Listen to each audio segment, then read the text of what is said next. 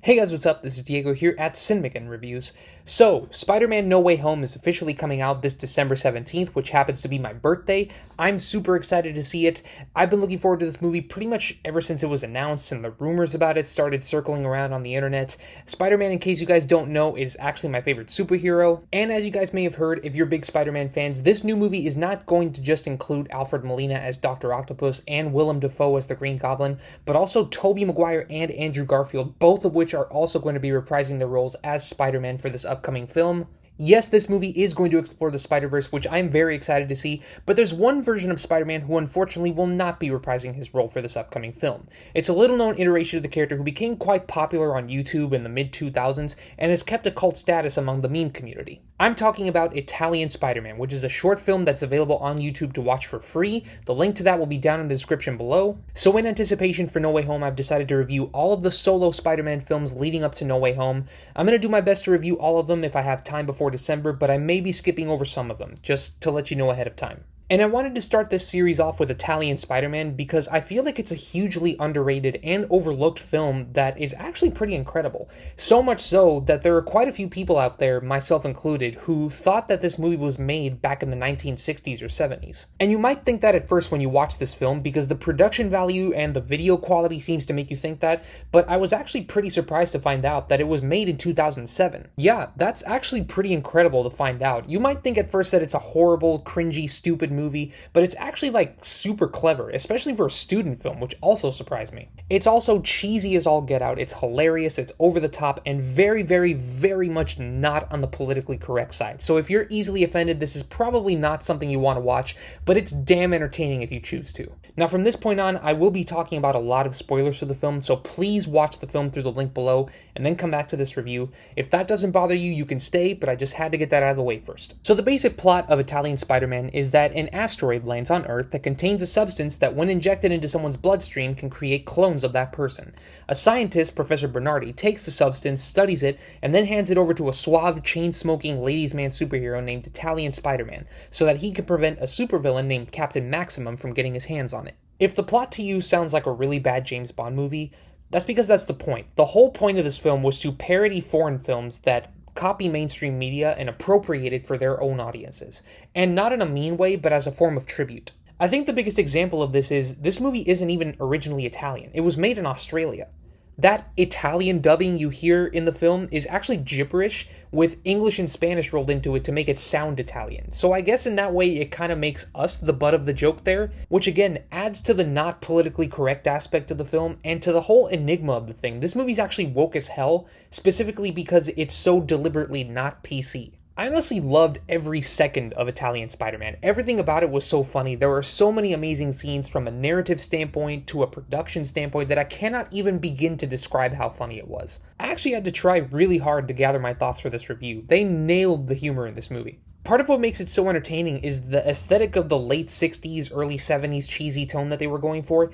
It adds quite a bit to how ridiculous the story and the characters are, and it really works to their advantage. This was a very low-budget short film, and the cameras and the set design they use, as well as the cheesy special effects, all of that adds to how really well done this movie is. You'd never think that it was made in the early 2000s. Believe it or not, camp in a film is really hard to do in an entertaining way, and the fact that they did it so well and kept it so consistent in every scene is honestly commendable. It makes you appreciate the film that much more. And easily the best part of the film is Italian Spider-Man. He plays kind of like a contradiction of himself in terms of who his character is, as someone who respects women and goes out of his way to make sure others respect women, but then does stuff like this.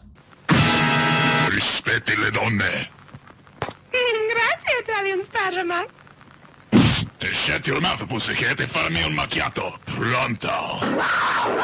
His superpowers that you discover over the course of the film are very much unlike Peter Parker or Miles Morales. Some of them show up out of the blue, have nothing to do with spiders, and then you never see them again. In fact, aside from the spider insignia on his shirt, you'd never think that this had anything to do with Spider-Man. There's a scene where he throws his mustache at a guy, sticks it on his head, and then makes his head explode with it. Like, what the fuck? Where do they get this shit? But that's not even my favorite superpower. My favorite superpower in the whole film is actually this one. What?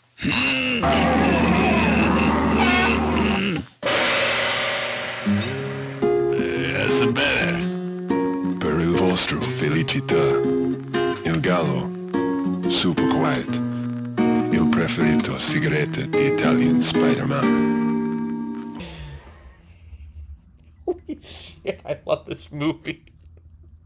The bad guy, Captain Maximum, is also just like a terrible James Bond villain. It's not just the fact that he wears a suit and a Sin Cara mask, and his henchmen wear Rey Mysterio masks, which I can guarantee you that the folks at WWE were not happy about that. It's also the fact that he has no motivation, his superpowers are equally stupid to Italian Spider-Man's, and his tactics for taking out Italian Spider-Man are fucking ludicrous. At one point, he even challenges Italian Spider-Man to a surfing contest over control of the asteroid that has the substance in it.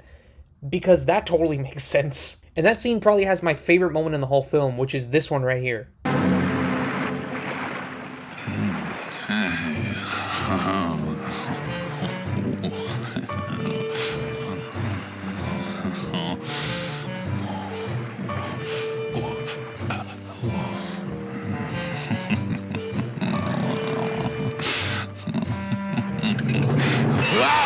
Capitan Maximum! Which brings me to just how great the humor in this film is. And once again, I have to bring that up because it must have been so incredibly difficult to pull this type of humor off, but they made it look so easy. This movie was the source of quite a few memes that you may have seen. My girlfriend was the one who got me into this film, and her favorite scene and character in the film is actually this one. Open the door.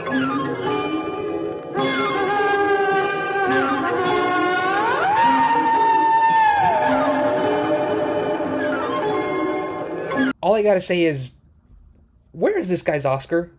Like, where is it? I could honestly go on about all the outrageously funny scenes in this film, but I honestly think that if you haven't seen it, you definitely should, and I don't want to spoil anything else. From a filmmaking standpoint, as someone who appreciates film as an art and knows what goes into making these films, what I love about Italian Spider-Man the most is just how much fun it obviously was to film all of it.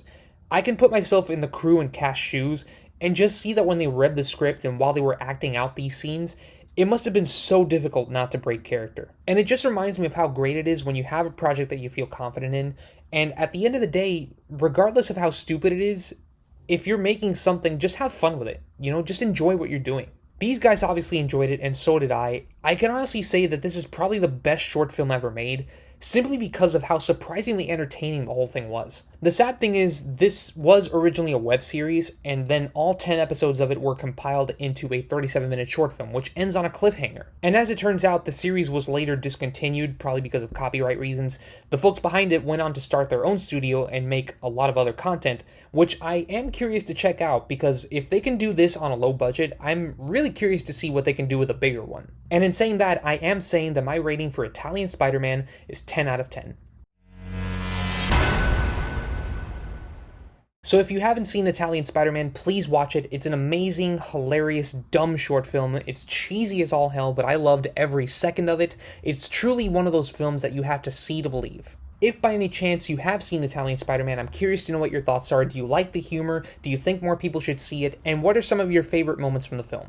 Up next, continuing my series of Spider-Man reviews, I'm going to be talking about the 2002 Sam Raimi Spider-Man. It's one of my favorite superhero movies ever, and I can't wait to share my thoughts on it, so stay tuned for that. As always, be sure to like this video and subscribe, follow us on Facebook and Twitter, and please support our Patreon, we really appreciate that.